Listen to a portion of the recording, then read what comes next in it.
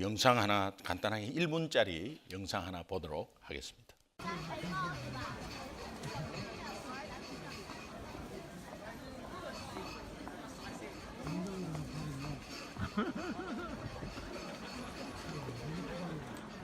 근데 몸 다 발라서 낫게 해달라고.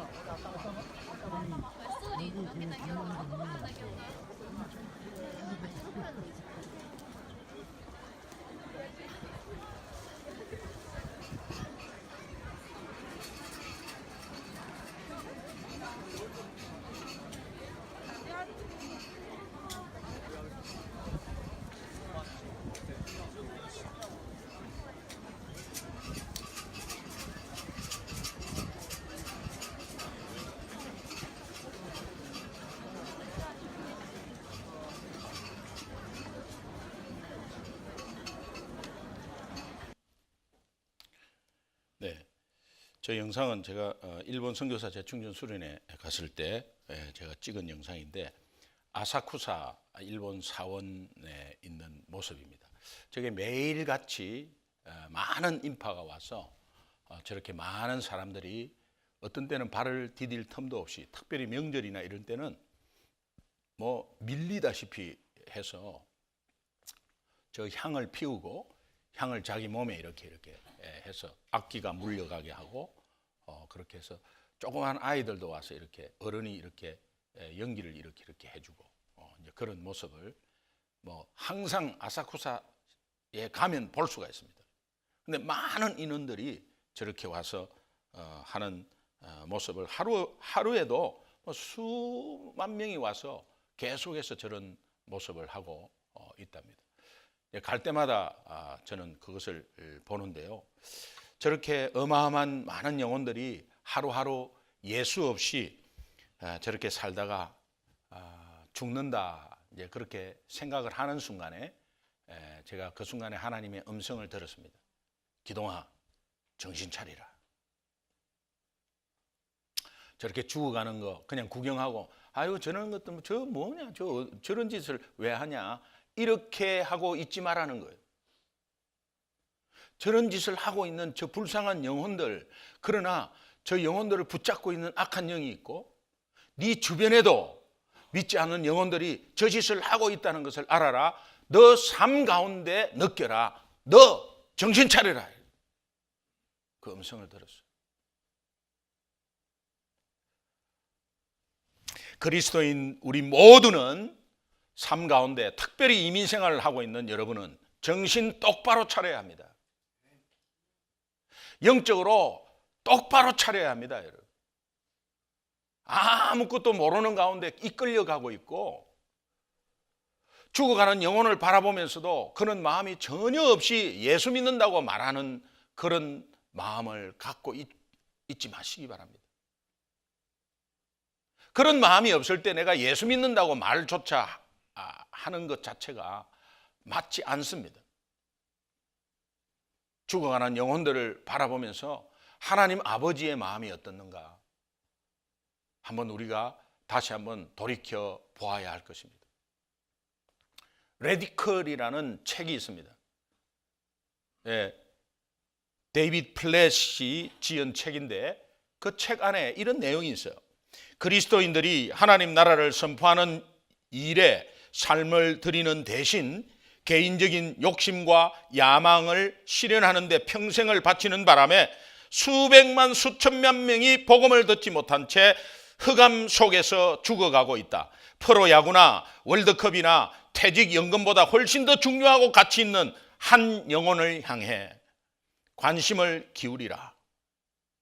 교회가 끼리끼리 즐길 만한 프로그램을 마련하고 더 푹신한 의자를 들여놓기 위해 힘쓰는 동안에 교회 문 밖의 사람들은 어떤 대가를 치르며 죽어가는지를 알아야 한다.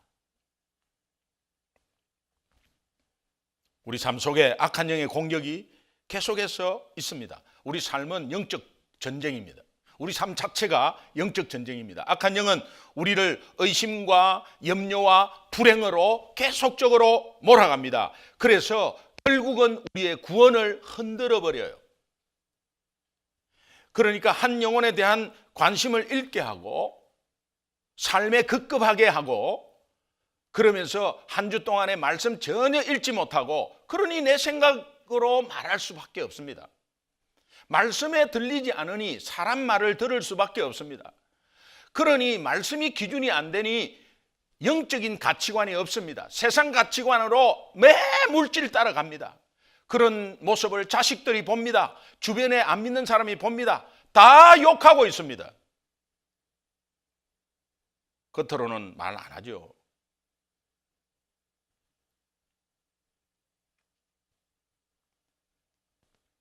그러니 그런 사람들의 믿는 사람들은 차츰차츰 첫사랑의 감격과 감사가 식어져 가버립니다. 식어져 가버려서 나중에 거의 영적으로 바닥치는 모습을 스스로 발견합니다. 정신 차릴 때가 됐습니다.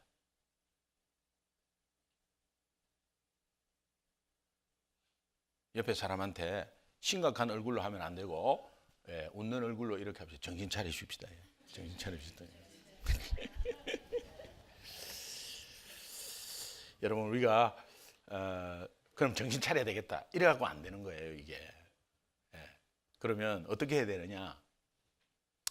우리 복음 가지고 있잖아요. 그러니까 아침에 일어나서 복음의 거울 앞에 한번 서보시라고요. 적나라하게 나 부족한 모습이 드러나 버려요. 하나님은 어떤 분이고 인간은 어떠한 상태가 있었으며 그 상황을 보고 예수님이 이 땅에 오셔서 무슨 일을 하셨고 그분은 어떤 분이며 그분을 믿음으로 어떤 결과가 있었는가를 한번 거울 앞에 서 보십시오. 그러면 거기에서 나는 겉으로 믿는다고 말을 하고 막 가지고 뭐 봉사하고 있지만 그 복음의 거울 앞에 섰을 때 얼마나 자기가 지금 그렇게 안 하고 있다는 사실을 적나라하게 나타나게 돼 있어요. 그러면서 나는 잘하고 있다고 계속해서 생각하고 있었다는 것에 얼마나 큰 충격을 받을 것입니다. 선교사님들이나 목사님들이나 복음 앞에, 복음은 초신자의 입문서가 아닙니다. 복음은 기초적인 게 아니에요. 복음은 가장 기본적이고 근본적인 거예요. 이것이 튼튼해야 되는 거예요. 그래서 우리가 계속해서 들춰내야 됩니다. 저 밑에 깔아놓고 분석하고 해석하고 하는 것이 아니에요. 그 밑에서 그냥 끌어내야 돼요. 끌어내서 그거 다 아는 건데요. 뭘 알아요? 그거 다 안다는 것이 무엇입니까? 생활에 적용해서 승리하는 거 아니에요. 근데 승리도 안 하고 있는데 뭘 안다는 거예요? 머리로 아는 것입니까? 머리로 알아서 구원받습니까? 아니잖아요. 지식적인 것이 예수를 아는 지식적인 것이 구원받습니까? 아니잖아요. 복음의 앞에 서보면 적나라하게 드러나는 내 모습 가운데 다시 한번 옷깃을 여밀 수가 있습니다. 왜? 우리가 복음을 받은 사람이니까. 그러면 우리가 공통적인 사건 하나가 공통분모로 하나가 생겨요. 그것은 뭐냐? 나 같은 죄인 용서받고 하나님 자녀 된 그 사건. 나 같은 죄인 용서받고 하나님 자녀 된 사건. 교통사고로 하나님 만나고 뭐 어떤 상황으로 하나님 만나고 담에색 도상에서 하나님 만나고 그런 사건 말고 나 같은 죄인 용서받고 하나님 자녀 된 사건. 공통분모. 그게 남는다고요. 그러면 우리 입에서 뭐가 나오겠어요? 네? 감사. 그러면 아침에 자고 일어나서 첫 마디 어떻게? Thank you, Lord. 띠띠띠띠 띠띠띠띠 밖에 비 오나? 이렇게 하지 말고 그렇게 하면 안 되는 거예요. Thank you, Lord.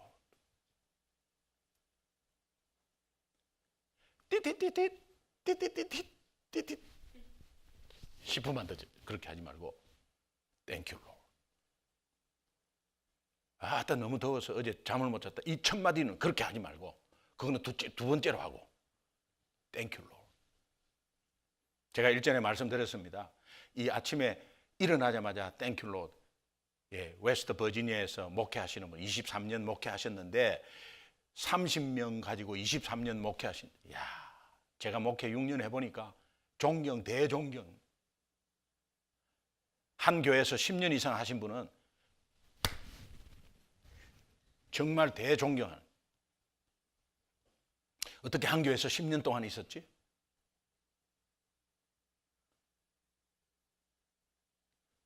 여러분 생각에 김기동 목사 6년 동안은 힘들었나? 그런 게 아니에요. 목회는 1년 1년이 힘들고 재미있고 행복하고 그래요. 그런데 이 이민 목회를 10년 했다. 와, 진짜 하나님 은혜죠. 23년을 30명 가지고. 그런데 리트릿을 가서 같은 방을 썼는데 첫째 딱 일어나자마자 그분이 하시는 말, Thank you Lord. 오마이 굿니스 아니에요.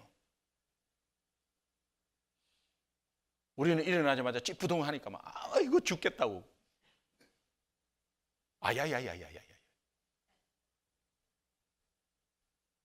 일어나자마자 자고 있는 사람, 여보 등 좀 걸거라. 이게 우리 삶이에요. 그런데 23년을 30년 한 그 웨스트 버지니아 가난한 미국촌, 나는 미국 사람들 웨스트 버지니아에 가보니까 그렇게 미국이 이렇게 가난하나 할 정도로 너무너무 가난해.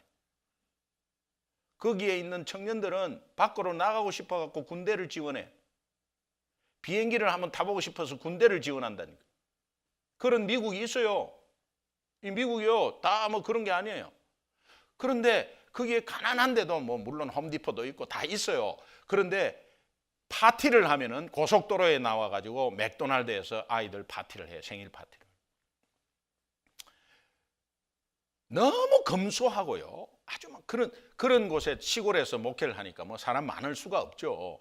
그런데 제가 물어봤어요. 어떻게 그렇게 첫 마디가 땡큐 로드 나오냐 하니까 하루를 하나님이 선물로 주셨으니까 그 하루를 선물로 주신 하나님께 최고의 내가 감사의 표시는 첫 마디를 할 수밖에 없다는 거예요. 첫 마디. 그러면 저는 선물 안 받았어요? 여러분은 선물 안 받았어요? 하루를?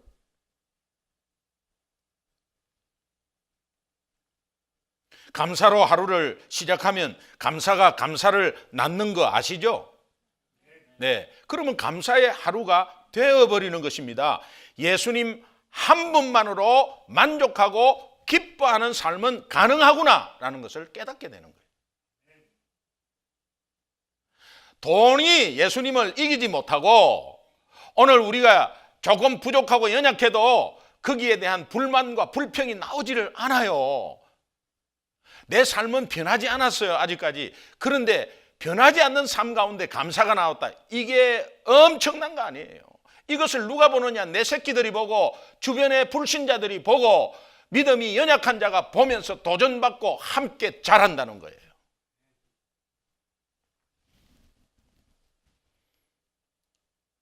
바울은 로마서 1장 1절에서 7절까지는 예수 그리스도의 복음이 무엇인지를 정확하게 말합니다. 그 복음이 자기 인생에 어떤 영향을 끼쳤는지를 굵직굵직한 단어로 쭉쭉쭉 이야기를 합니다. 바울 인생에 미친 이 동일한 복음은 어제나 오늘이나 영원토록 바뀌지 않습니다. 그 속에서의 핵심 예수 그리스도는 영원토록 바뀌지 않습니다. 오늘 바울이 받은 복음, 오늘 우리가 받은 복음 동일합니다. 바울은 그 복음을 받고 엄청난 인생의 변화가 있었고 그 변화 있는 가운데서 영향이 얼마나 끼쳤는지 바울도 연약한 인간이에요. 아무리 뛰어났지만 연약한 인간이에요. 그 뛰어난 사람이 오히려 예수 안 믿을 수 있잖아요. 그런데 예수를 만났어요. 예수를 믿었어요. 복음을 받아들였어요. 오늘 우리는 어떠한 상황이 됐든 복음을 받았어요. 동일한 복음이에요. 그러나 이 복음은 하나님이 인간이라면 다 깨달을 수 있도록 해놨어요. 너무 머리가 똑똑한 사람만 깨달을 수 있도록 비밀을 주지 않았어요. 이 복음을 받으면 모두가 다 깨닫게 돼 있어요. 어린아이도 복음을 받으면 그것을 깨닫게 돼 있어요. IQ와 관계없습니다. 남녀노소 다 가질 수 있어요. 그러면 바울의 인생에 영향을 미쳤던 이 복음, 내 인생에는 무슨 영향이 있는가? 내 인생에 무슨 영향을 끼쳤는가? 아니, 내 인생에는 어떤 영향을 지금도 그 복음이 미치고 있는가? 좀 구체적으로 몇 가지 스스로 질문을 한번 해보겠습니다. 첫 번째, 나는 이 복음으로 인해서 감사가 있는가? 따라합시다. 시작. 나는 복음으로 인하여 감사가 있는가? 여러분 무엇 때문에 감사해요? 여러분 무엇 때문에 감사해요? 복음 때문에 감사해요? 여러분 무엇 때문에 감사해요?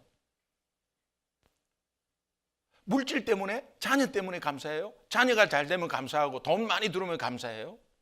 그거는 순간적이잖아요.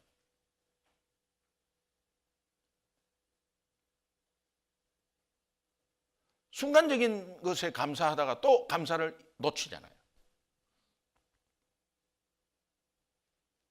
물질과 자녀와 환경으로 인한 감사가 아니고 상황이 좋지 않아도 여건이 어렵고 바뀌지 않아도 변하지 않는 복음으로 인한 감사가 나에게 있는가? 현재는 지금 어렵습니다. 힘듭니다. 복음에 인한 감사가 나에게 있는가?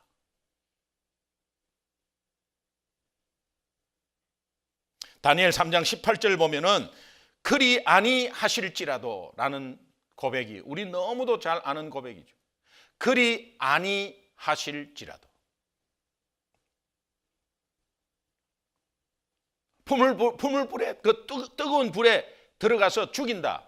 그래도 그때도 하나님이 살려줄 것이고 물 가운데 들어가셔도 하나님이 갈라지게 할 것이고 불 가운데에서도 하나님이 나를 건질 것이고 왕이 나를 죽인다 하더라도 하나님이 나를 건질 것이다. 왕의 손에서 건질 것이다.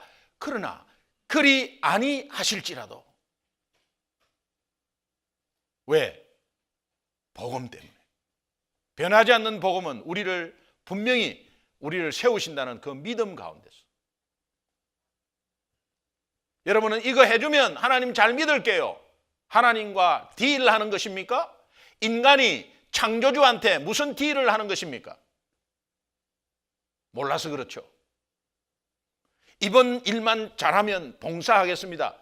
No way. 이번 일만 잘 되면, 여러분 그건 김중배 같은 그런 말은 하지 마세요. 이번 일만 잘 되면 다이아 반지가 문제냐 말이야. 평생 못하는 거예요. 평생 못하는. 시간이 좀 나면 하겠습니다. 평생 못하는 거예요. 하나님과 딜하지 마세요. 하나님은 그냥 우리에게 모든 걸 주었습니다. 다 주었습니다.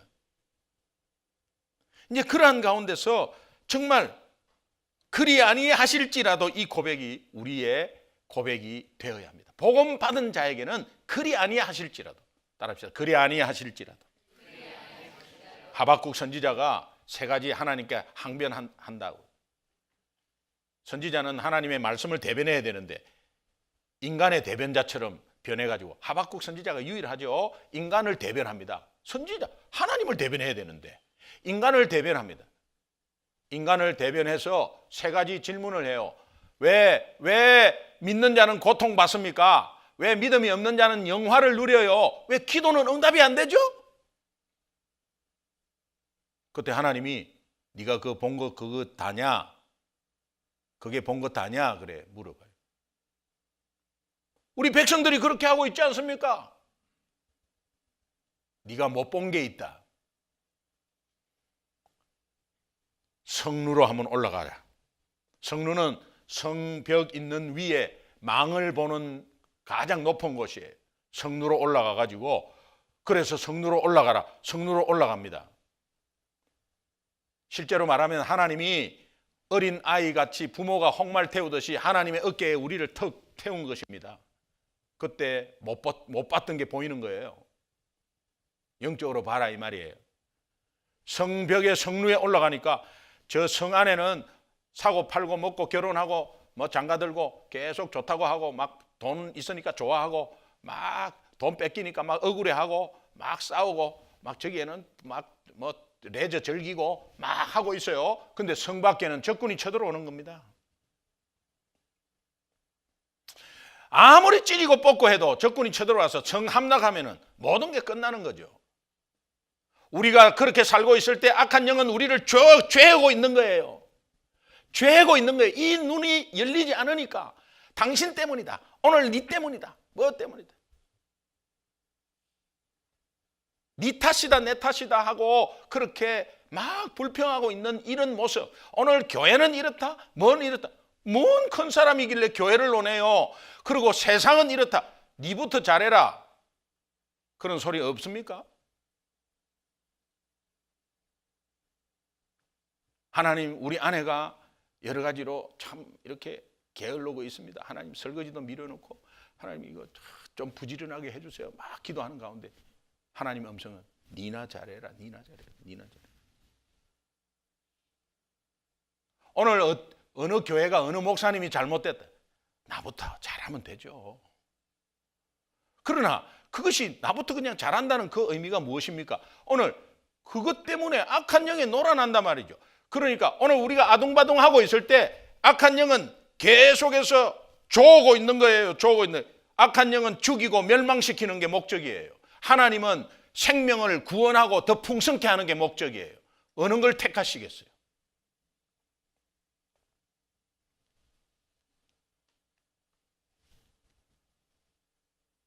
그런데 적군이 쳐들어오는데 하나님이 더 보여준 게 있어요. 그게 뭐냐? 피할 길이 있다. 메시아를 알려줘요. 메시아를 알려줘요. 그 메시아 쪽으로 가면 모든 것을 피한다는, 이것을 하박국은 알리게 되는 것입니다. 백성들에게. 여러분이 아무리 아둥바둥 하더라도, 악한 영이 여러분을 쫓아오더라도 오늘 목사인 저는 말씀을 통해서 예수가 있다. 예수 그리스도는 오직 우리의 문제의 해결자다. 그게 감사가 근원이 되어야 된다. 하박국 3장 17절 18절 보면 비록 무화과 나무가 무성치 못하고 포도나무에 열매가 없으며 감람나무에 소출이 없으며 밭에 식물이 없으며 우리의 양이 없으며 외양가에 소가 없을지라도 나는 여호와를 인하여 즐거워하고 나의 구원의 하나님으로 말미암아 기뻐하리라. 여호와로 인하여, 구원의 하나님으로 인하여, 복음으로 인하여, 예수로 인하여 기뻐하는 것은 우리의 삶이 어떠한 상황이라도 관계없이 기뻐하고 감사할 줄 믿습니다. 여러분, 이 보이지 않는 하나님에 대한 감사, 보이지 않는 하나님에 대해서 하나님 감사합니다, 땡큐 로드, 하나님 감사합니다, 이것을 하나님은 그래 고맙다. 그런데 네가 보이는 쪽으로 좀 해라. 보이지 않는 나에게 감사는 보이는 옆 사람한테 해라는 거예요. 그래서 옆 사람한테 감사하는 것은 누구에게 한다? 하나님에게 하는 거예요. 하나님. 여러분, 옆에 사람하고 진심으로 이렇게 건성을 하지 말고 너무 감사합니다. 인사해보세요. 너무 감사합니다. 예, 너무 감사해요. 진짜죠? 예, 진짜죠? 그러면 너무 감사합니다, 이 표현은 그 사람한테 하는 게 아니고, 그 사람한테 물론 하지만 하나님께 하는 거예요. 그 감사가 어디서 나왔죠? 구원에서 나왔으니까. 그 사람이 나한테 뭘 해줘서 감사 아니에요. 인간들 세계, 세상 세계는 기브앤테이크야. 그래서 뭘 해줘야 해주고, 네가 뭐 해줬기 때문에 내가 감사하고, 네가 뭐 선물 줬기 때문에 내가 또 선물 안 한 사람도 있지만은 그래도 선물 줬기 때문에 내가 네 좀 선물하고, 이거는 세상 법칙이야. 하나님 법칙은 주라 그리하면 줄 것이요. 흔들어 눌러서 차고 넘쳐서 하나님께서 넘치도록 우리에게 주신다는 그 음성, 주는 것이 받는 것보다 복이 있다.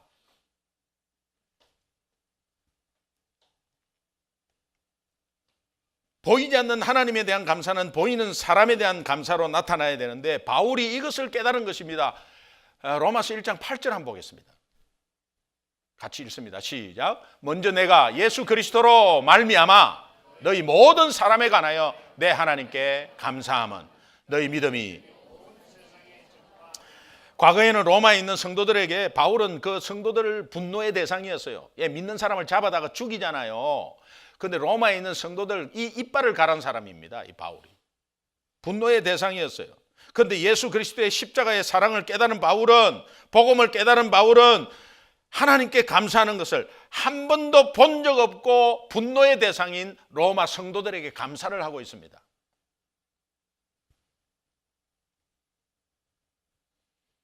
한 번도 본 적이 없는 로마 성도들에게 복음 때문에 감사한다면, 제가 느끼는 것은 옆에 매일 보고 있는 우리 성도, 매일 보고 있는 우리 가족, 매일 보고 있는 내 아내, 매일 보고 있는 내 남편에게 왜 감사가 그렇게도 없죠?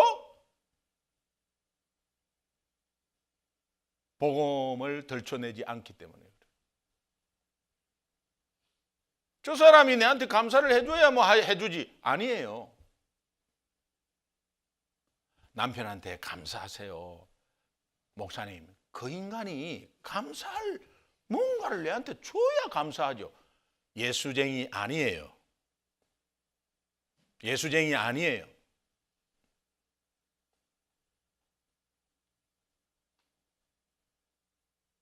바울이 그들이 무엇을 해 주었기 때문에 감사한 것이 아니잖아요. 단지 바울 자신이 받은 복음으로 인하여 만나지 않은 사람, 본 적도 없는 사람, 과거의 분노의 대상인 그들을 감사하고 있다는 것입니다. 이것이 예수 믿는 믿음의 원리고 신앙의 원리예요. 복음이 내 마음에 자리 잡으면 먼저 하나님에 대한 감사가 나오면서 동시에 그것은 사람에 대한 감사로 표현이 돼요. 감사가 넘치는 여러분 되시기 바랍니다. 어떠한 상황 속에 불만이 있습니까? 하나님 구원을 생각하시고 복음 앞에 서 보십시오.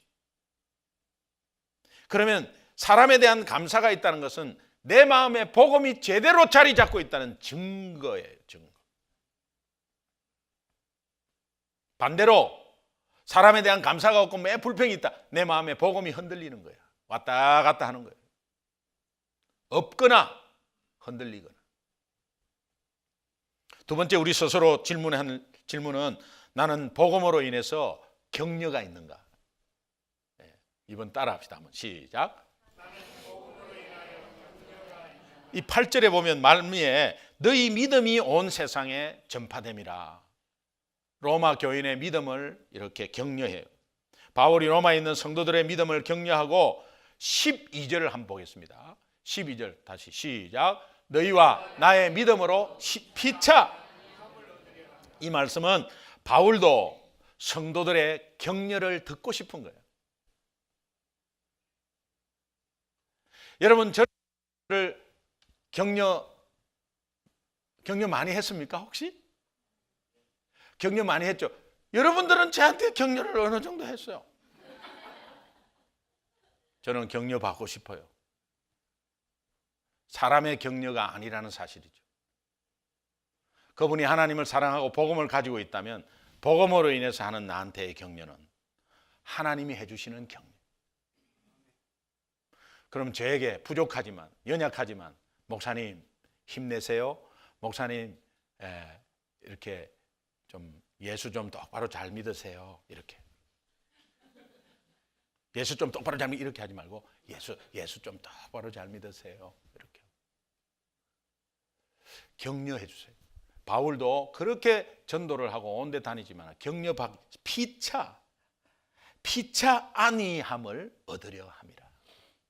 바울의 마음속에는 서로 자기도 격려받고 싶은 마음이 있는데 이 마음 이해를 합니다. 순장님, 순원들 격려하죠. 순장님은 격려받고 싶지 않겠어요? 순원들은 순장님 제가 못 나가서 미안한데 정말 이제 꼭 한번 나가볼게요. 격려의 최고의 격려. 2년 뒤에 여러분도 순장 돼 보십시오.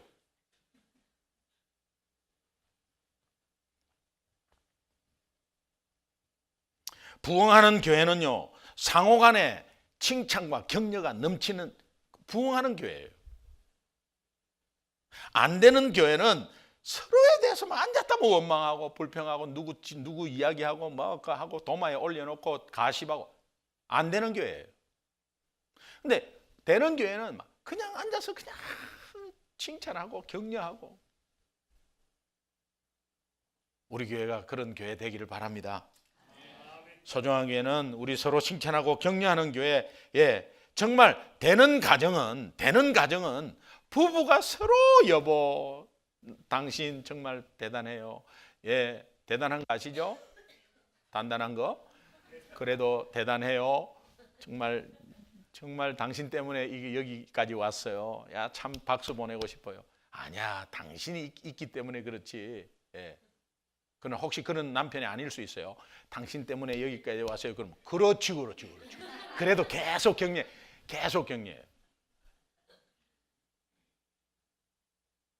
지가 나중에 인간이라면 변해요. 자, 여러분 기억할 것은 격려는 복음만이 가능하다. 여러분 성격으로 안 돼요. 복음만이 가능한 거예요. 우리 세 번째 우리 스스로의 질문. 나는 복음으로 인해서 중보기도가 있는가? 중보기도. 내 기도만 하는 것이 아니라 따라합시다. 시작. 로마서 1장 9절을 한번 봅시다.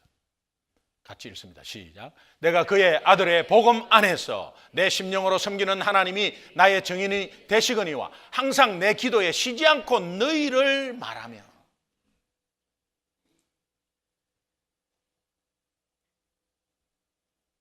내 기도에 너희를 말하며. 사람에 대한 중보기도. 오늘 바울은 복음을 깨달으니까 하나님이 나를 위해서 중보하고 있는 것을 알았고, 나와 함께 있는 성령께서 나를 위해서 탄식하고 있는 것을 알았고, 하나님 보좌 옆에서 나를 위해서 중보하고 있는 것을 안 바울은 이제 그 사랑으로 이웃을 위한 중보, 내 기도 다 내려놓고라도 이웃을 위한 중보에 나섰습니다. 이웃을 위한 중보의 최고의 중보, 영혼 구원을 위한 중보. 여러분, 남편의 영혼을 위해서 기도해 보셨습니까? 부인의 영혼을 위해서 기도해 보셨습니까? 우리 남편 이렇게 해서 좀 건강하게 해주시고 그런 거 말고, 내 남편이 영적으로 서서 악한 영의 방해를 받지 않고 정말 죄 가운데 하나님 앞에 해결받고 우뚝 서서 절대 시험 받지 않고, 저 영혼이 하나님 너무 불쌍합니다. 하나님 앞에 은혜 가운데서 저 영혼이 일어나기를 원합니다. 하나님, 저도 저 영혼을 사랑하는 마음을 허락하여 주옵소서. 행동 보지 않고 말 보지 않고 영혼을 바라보기를 원합니다.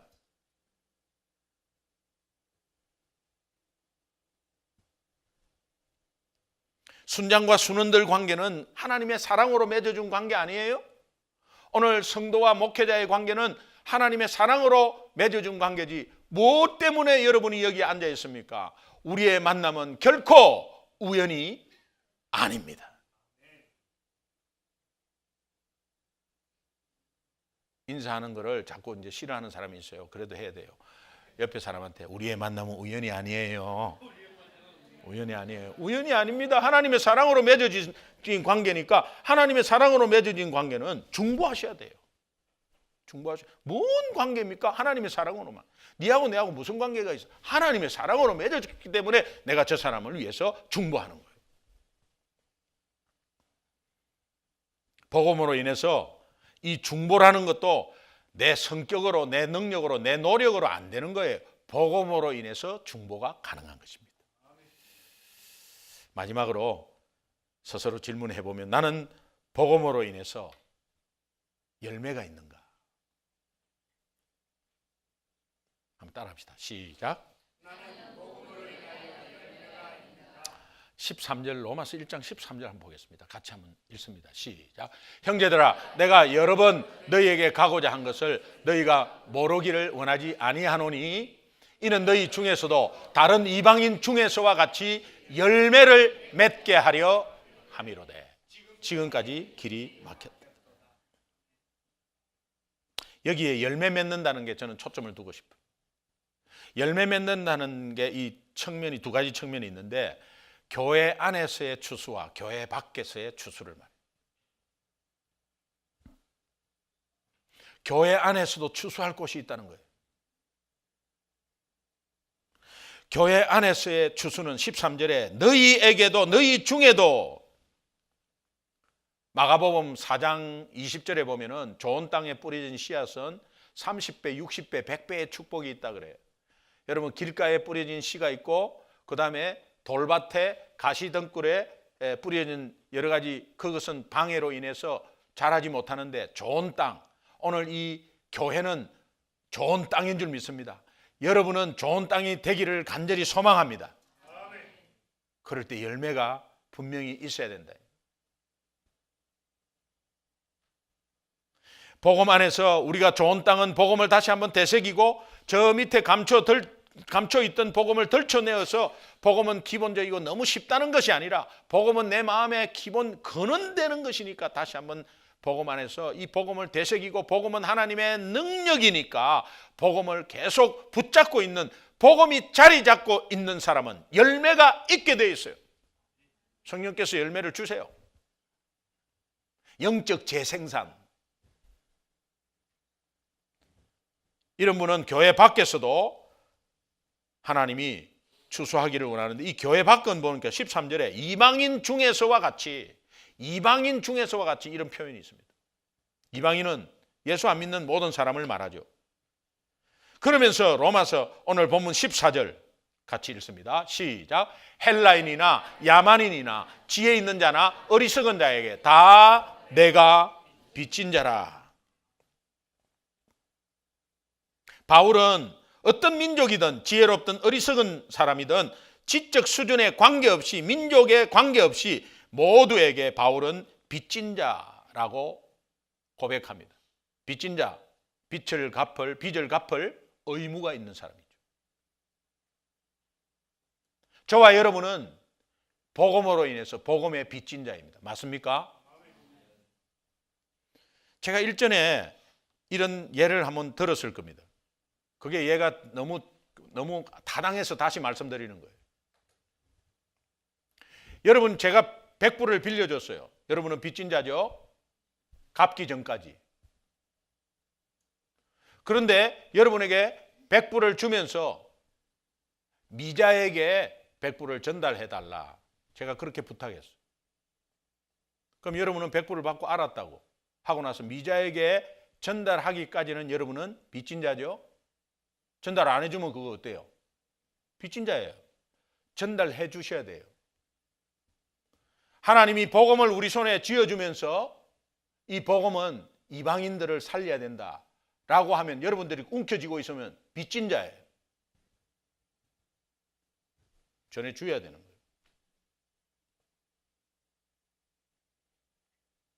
이런 의미에서 사도 바울이 빚진 자라고 말씀하는 거예요. 내가 세상 사는 사람들에게 다 빚진 자라는 것은, 내가 받은 복음을 저들에게 전해야 된다는 것은, 하나님의 계획 속에 나를 선택하고 예수 그리스도를 통해서 나를 구원받았다면 이 구원을 누리고 있는 자에게 니만 누리지 말고 너희끼리 우리끼리 모이지 말고 이것이 저 이방인들을 향해서 나아가라. 그래서 부름받은 하나님의 자녀가 보냄받은 사도로서, 보냄받은 사람으로서 나가는 것이 예수 믿는 자다.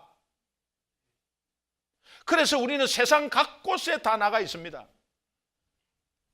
비즈니스, 스몰 비즈니스, 직장, 학교, 세상 각 곳에 나가 있습니다. 나가 있을 때 거기에 빚진 자로서 빚을 갚아야 된다. 그러면서 당부하는 말씀, 오늘 15절 말씀 같이 읽습니다. 시작. 그러므로 나는 할 수 있는 대로 로마에 있는 너희에게도 복음 전하기를 원한다. 할 수 있는 대로 초점.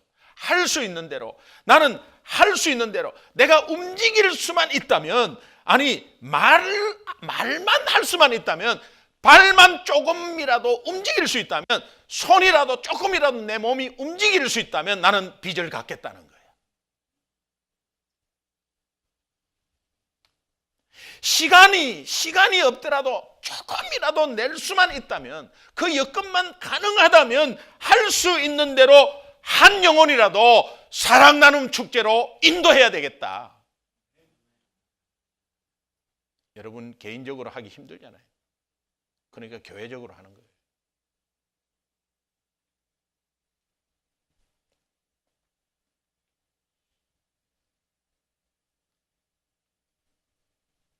사랑 나눔 축제에 여러분 오늘 마지막 사도 바울이 1장을 전체를 쓰면서 모든 민족에게 내가 빚진 자라고 하는 가운데, 모든 사람에게 빚진 자라고 하는 가운데 할 수 있는 대로. 여러분은 안 하고 있잖아요. 할 수 있는데. 할 수 있는데 안 하고 있잖아요. 돈 버는 데는 최대한대로 다 투자하잖아요. 그게 잘못됐다는 게 아니에요. 복음을 받은 자라면 복음에 빚진 자고 그 빚을 전해 주셔야 합니다. 그 빚을 갚아야 합니다. 빚을 갚아야 하는데 그 갚는 것에 할 수 있는 대로 내가 조금이라도 움직일 수만 있다면, 내가 시간을 조금이라도 낼 수 있다면, 내가 생각만 조금이라도 할 수 있다면 오늘 사랑 나눔 축제에 거기에 인도하는 대상을 찾고 그런 가운데서 내가 하나님의 기쁨이 되어야 되겠다. 이럴 때 교회 안과 교회 밖에 어마어마한 추수가 이루어질 줄로 믿습니다. 기도하겠습니다. 우리 합심해서 한번 기도하겠습니다. 하나님, 내가 복음을 소홀히 했습니다. 할 수 있는 대로 힘을 내지 못했습니다. 내가 복음에 빚진 자라는 것을 다시 한번 생각합니다. 나는 복음으로 인해서 감사가 있는가? 나는 복음으로 인하여 격려가 있는가? 나는 복음으로 인하여 중보 기도가 있는가? 나는 복음으로 인하여 열매가 있는가? 우리 스스로 한번 물어보며 이 복음이 다시 한번 들춰내어 하나님의 능력으로 나타나기를 소망합니다. 여러분, 받은 말씀 붙잡고 마음에 찔림이 있다면 그거 놓고 기도하고, 마음에 격려가 있다면 그거 붙잡고 감사하는 귀한 기도의 시간 되시기 바랍니다. 우리 함께 합심해서